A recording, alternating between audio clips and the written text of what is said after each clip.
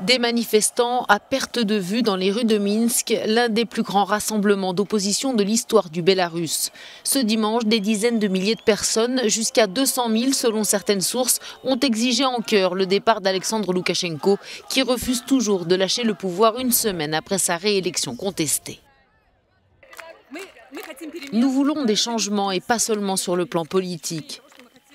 Nous voulons que la vie humaine soit valorisée dans notre pays. C'est notre principale revendication. Les autorités actuelles ne soutiennent pas cela.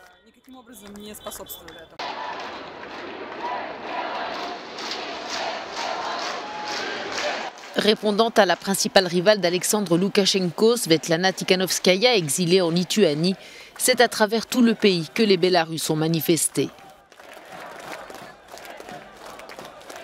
Alors qu'une véritable vague blanche et rouge aux couleurs de l'opposition déferlait sur le Bélarus, à Minsk, d'autres étaient accrochés au drapeau officiel rouge et vert hérité de la période soviétique.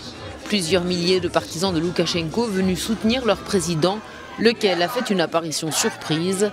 Il a appelé ses supporters à défendre l'indépendance du pays et a rejeté la demande de l'opposition d'organiser une nouvelle élection présidentielle.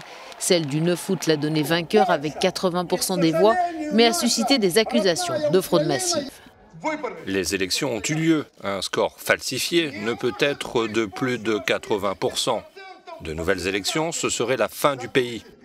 La fin de Loukachenko serait le début de votre fin. Les résultats du scrutin ont embrasé le pays. Les manifestations matées par les forces anti-émeutes ont fait au moins 2 morts et des dizaines de blessés.